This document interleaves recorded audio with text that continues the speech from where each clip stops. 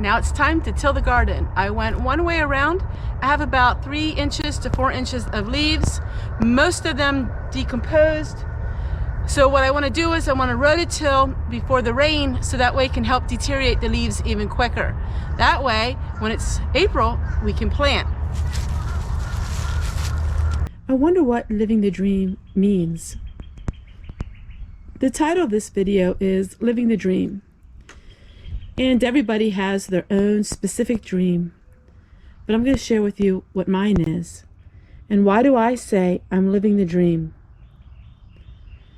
Ever since I was young enough to remember, my mom taught me and instilled in me the value of being a homemaker. Now, being a homemaker doesn't matter if you're male or female. It doesn't matter if you're working away from home or if you're a stay-at-home mom like I was. Anyone who works in the home and takes care of the home is considered a homemaker. Many people's dreams are inspired by earning an income and working away from home. Mine has always been to be a stay-at-home. Every morning our first chore was to make our bed. And it couldn't be sloppy either. We had to make it correctly. My mother was a perfectionist in everything she did, from cleaning to cooking.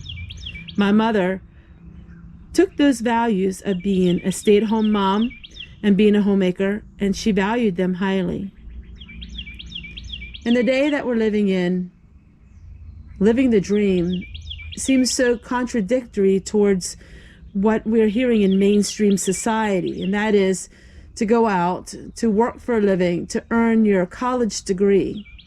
While all these things are great accomplishments, I do think that so much of our past has been left behind.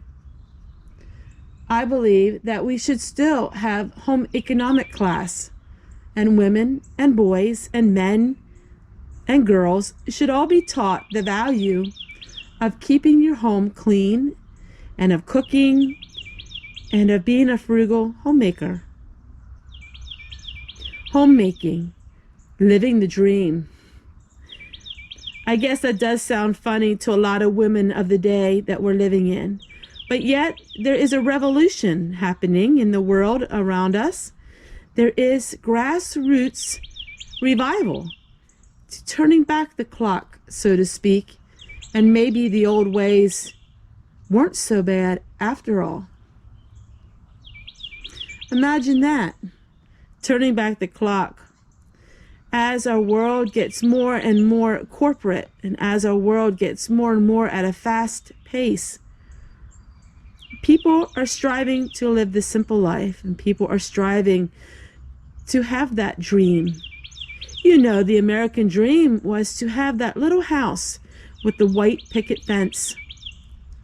A lot of people are seeing that dream come true, but maybe not in the way they thought it would be. Maybe it's like me and living in a very cheap 1963 mobile home. But to me, it's living my dream because I'm able to live here and afford what I'm living. You know, I can't imagine going to bed every night and wondering how you can afford where you're staying. I can't imagine going to bed every night with a pile full of bills sitting on the desk with no money to pay them.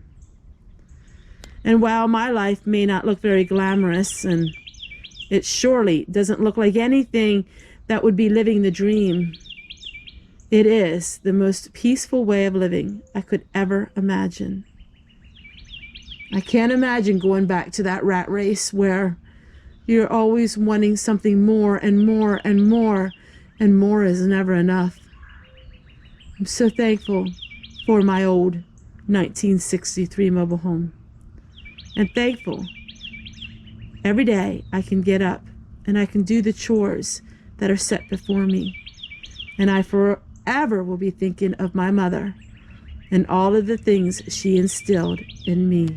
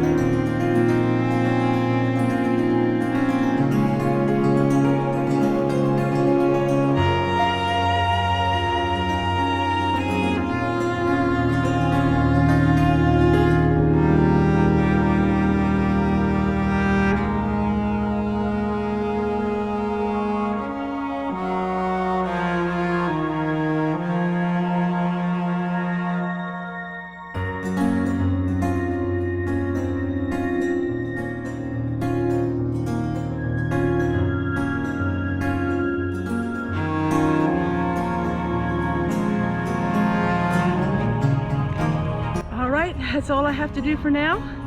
Now, in a couple of weeks, I'll rototill it again, and the leaves will be a lot less. So, there you go, everyone.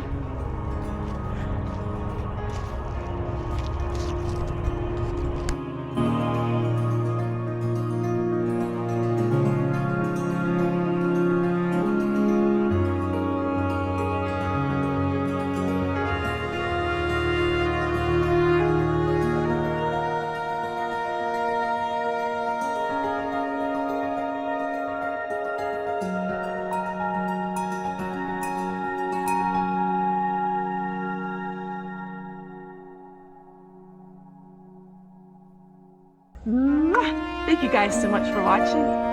Bye, everybody.